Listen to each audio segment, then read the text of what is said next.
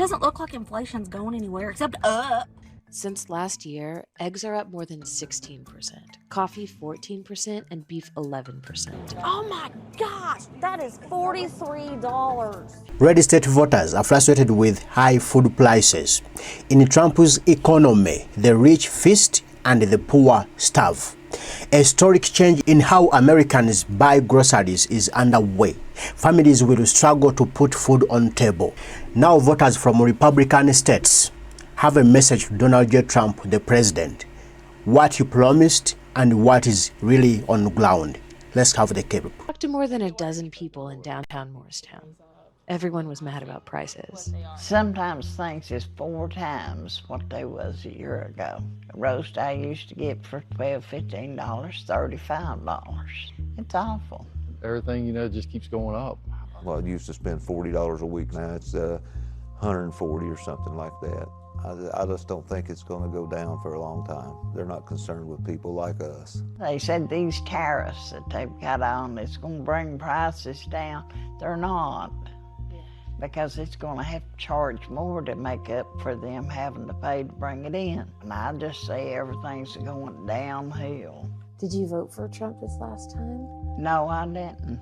Now even Republicans, those who come from red states, those who want Trump, those who voted for Donald J. Trump, they are now shifting their goalposts, saying we can't vote him again. We are regretting why we voted him, why we elected him, why we made him our president. Because we thought it's going to change the price of food. But what we see, we think because of the tariffs, everything is just going up. How are we going to survive? How are we going to be?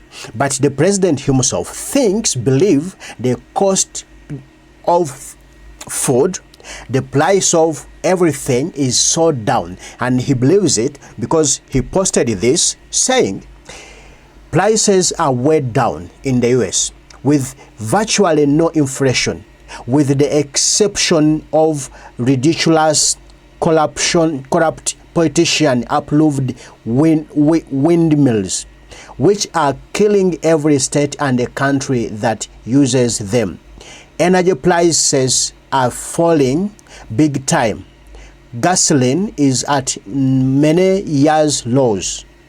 All of this despite magnificent tariffs, which are bringing in trillions of dollars from countries that took total advantage of us for decades and are making America strong and respected again. Now, as the president says, the prices are low. The food prices are low.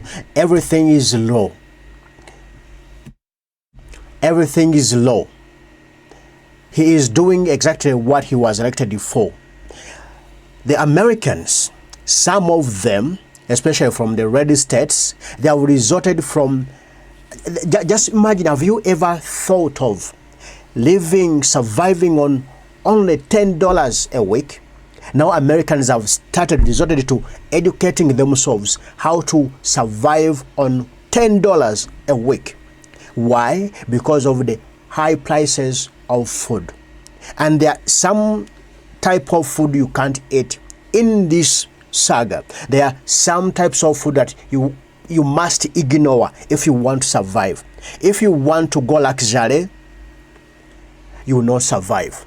So you have to budget your meals that can fit in $10 a week. Let's watch this clip. Shoppers are being forced to change their behavior as they grow concerned about the economy. CNN's Ellie Reeve shows us how 2 YouTube sisters are teaching their viewers how they can eat cheap on a tight budget. Today's video is more broke meals. Meals to make when you're broke. These YouTuber sisters are a different kind of momfluencer. We're going into the Dollar General market first. Making super low budget food videos for people who are broke. They have a clearance event? What? How to eat on $1 a day. A week of meals for $10. These videos are in demand as a growing number of people are struggling to afford rising food. Now Republicans from red states, those who voted for Donald J. Trump, are saying under Trump, food prices are soaring. Just one more campaign promise. that Donald J. Trump broke. Trump voters are continue believing that we believed in him, we trusted him, but all these were lies. He has lied to us. Look at what we are experiencing now. We are paying outrageous prices for our faith in the gentleman, in the president that has been proven to be a liar and a loser. Just let's have this clip when some people are going around in the stores trying to figure out how they can survive, what they can buy, what they can't buy. Let's have the clip. All right, I'm back at the store. I know I was a little harsh last week about the low prices that were not so low, but I figured I'm going to give the House Republicans the benefit of the doubt on their big, beautiful bill, and I bet the prices have dropped now. Nice little package of tomatoes. Can't wait to throw some of these down. Oh yes, love pistachios. What? Okay, time for cheese. Got some Parmesan. Excuse me? Let me try this little guy. What? Alright, these must be affordable. They can like literally fit in the size of my hand. What? Okay, a lot of little kids in the house need some paper towels. Oh my god. Where's the beef? Alright, this looks good.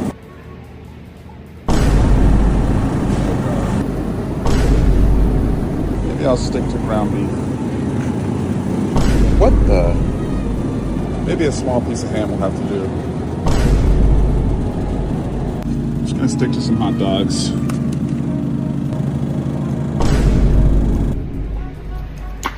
Yes, I love sriracha.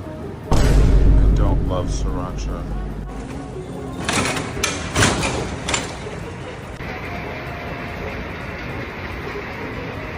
Now that's the reality that's on the ground. But the president says prices are way down in the US. What have you seen? Are they down? Ali Velushi says Trump's economy is so bad and the president is trying to distance himself from it. People are losing jobs and they are not being hired, meaning people are not earning, people are not getting money, but the price of things is just skyrocketing. Let's have this clip. Here's the result of the great, even legendary job that Trump and his rubber stamp Republicans are doing with the American economy. It created negative jobs. Now, this almost never happens without a recession. The last time it happened was under Trump during the height of the pandemic in December of 2020. The jobs report today revised the June jobs number. Normally it's September, so we get the August numbers, but it revised some prior numbers. They revised the June jobs number to negative. Last month, the economy created an anemic 22,000 jobs. That's about a third of what economists had expected. The Wall Street Journal put it, quote, U.S. job growth continued to slow down in August with just 22,000 new jobs, a sign that the labor market is deteriorating markedly. Friday's job report adds to a summer of slow hiring and points to a stagnant job market that has lengthened job searches, shut young people out of employment, and increased unemployment for black workers. The Labor Department's report also highlighted weaknesses from earlier in the year. The government revised its numbers from previous months and said that the economy lost a net 13,000 jobs in June. That was the first such decline since December of 2020. The losses in August were widespread, with the report showing drops in employment across sectors, including manufacturing, finance, unemployment, and finance. Unemployment rose from 4.2% to 4.3%. Now, I just want to be clear. This is kind of the worst position that an economy can be in. Sometimes there's things you can pull out of a jobs report that are good. There's nothing in this jobs report that was good. There were no silver linings. There were healthcare jobs created, but there have been healthcare jobs created in every single month for the last many years. So we always create healthcare jobs. Now, if there are no jobs, people are not employed, those who do their jobs are not, no one is employing them. How will the economy thrive? How will the economy thrive? Donald J. Trump promised us he's going to revamp the economy. is going to bring in more jobs. But as we speak now, the job market is just going down. But he promised us putting in place these tariffs will bring in more jobs for Americans. And everyone is waiting for that. It hasn't come, but I think it will come in the future when all companies have settled in the United States of America. But as per now, the economy is crippling. Now, according to Zuchi Hinojosa, a former DNC senior advisor and a communications director, says it's going to be a bloodbath for Republicans next November because Democrats will be hammering the economy. That's why Donald J. Trump president was elected. Let's have this clip. This is Donald Trump's economy, and I agree with you on tariffs. I think that at the beginning of the year, Donald Trump was saying, and the administration was saying, we just need a few months. We need a few months to show that at the end of the day, tariffs will be a good thing on our country. And we're seeing that with consumers and with businesses, the uncertainty of tariffs is really hurting things. And not only that, but you're also seeing that I think it was about 66% of overall, the job cuts are up 66% compared to the previous year. So this is bad news for Trump overall. We're almost 1 year from the midterm elections. Democrats will be hammering the economy. That is why Trump was elected. If he does not correct course in the economy, it is going to be a bloodbath for Republicans next November. And so at this point, I think this isn't a golden age. The only good thing about this trade agenda is some Democrats are actually. It's already a bloodbath for Republicans because as we speak now, Democrats are doing way better in all states, even in red states, before even November. Let's watch this clip. Last week there was that big special election in Iowa, right, where the Democrat won and a district that Trump won by double digits. The average 2025 special election so far, Democrats on average are doing, get this, 15 points better than Kamala Harris did in 2024 in those same districts. So what we're seeing is, again, signal after signal after signal. When people are voting, Democrats are doing well. They are outperforming the baseline, doing better than Kamala Harris did in 2024 in the special elections, and doing better than the Democrats did in 2021 in both Virginia and New Jersey. Of course, those states haven't voted yet, but the polls are indicating Democrats are in a strong position. And I will note, this number looks a heck of a lot like the number we saw in 2017 leading into the 2018 midterms, where the Democrats were able to take back the House of Representatives. So interesting. Elliot Williams, former Deputy Assistant Attorney General, says because the president a month ago fired the head of the Bureau of Labor Statistics, we have this question. How much we can actually trust what's coming out? Let's load the clip. The market today seemed to be reacting to the pretty dismal job numbers. We're not economists, we can all agree to that. My first thought when I saw that number was, gosh, do I trust that data? And because of the president a month ago firing the head of the Bureau of Labor Statistics because she was not providing data that he wanted to see, we have this question looming overhead of how much we can actually trust what's coming out of. Next is Republican strategist and pollster Kristen Anderson says Trump has not solved the problem of the cost of living, and this is his biggest problem, the Republicans and his administration. Let's load the clip. The job market actually during a lot of the Biden presidency, because of there was this real tightness in the labor market, right? It was tough to hire, a lot of people sitting on the sidelines, in part because of policies that were making it beneficial. If you sat on the sidelines, you got generous benefits, and that all kind of went away, and now things have shaken up. But the problem is the cost of living piece has not been solved. And so if we were trading this for, look, cost of living has stabilized, but the job market is becoming a little bit less friendly, maybe that's an ebb and flow. But in this case, if it feels like everything's getting worse at once, that's not good news for this administration. And the other reason this is a big problem is the economy has always been Donald Trump's big strength, even in moments during his first term when people said, I don't like the tweets, I don't like X, Y, and Z. A lot of them would still say, but he's good for my pocketbook. He has to make that a reality if he wants to have a good midterm for Republicans. The trickiest thing in this, and the market today seemed to be reacting to the pretty dismal job numbers. We're not economists, we can all agree to that.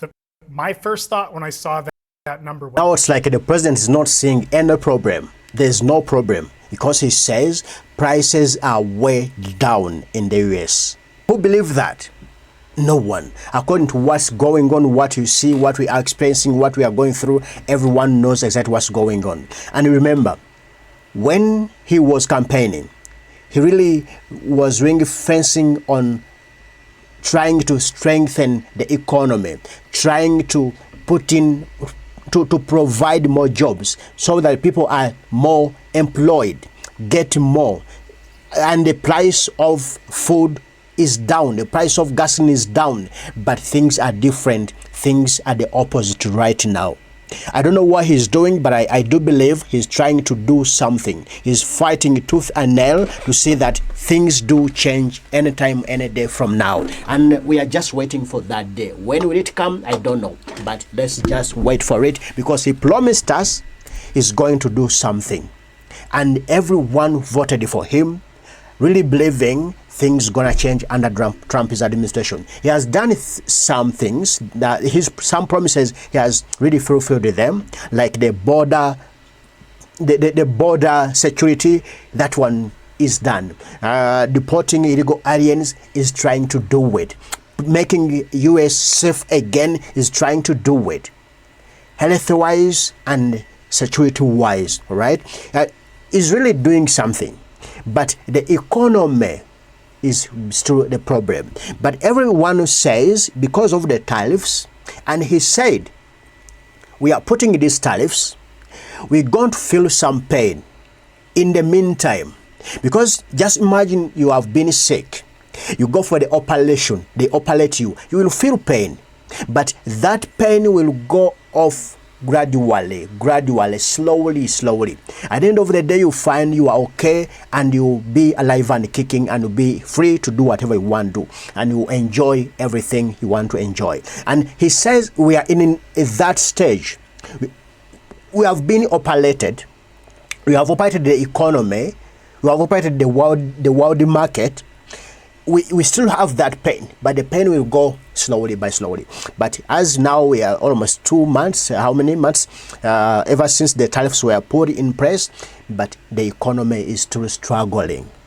Let's think that we're still in that window of pain. Maybe the pain will go slowly by slowly. Let's just wait and see what will come by the end of this year. Maybe if things try to happen or try to change. Anyhow, tell me what you think down in the comment section about all this situation, and please give thumbs up this video so that it reach to many people, more people, so that many people can watch it, can know exactly what's going on down there. And do subscribe to the channel, because we are trying to see we can reach 100 subscribers. Peace.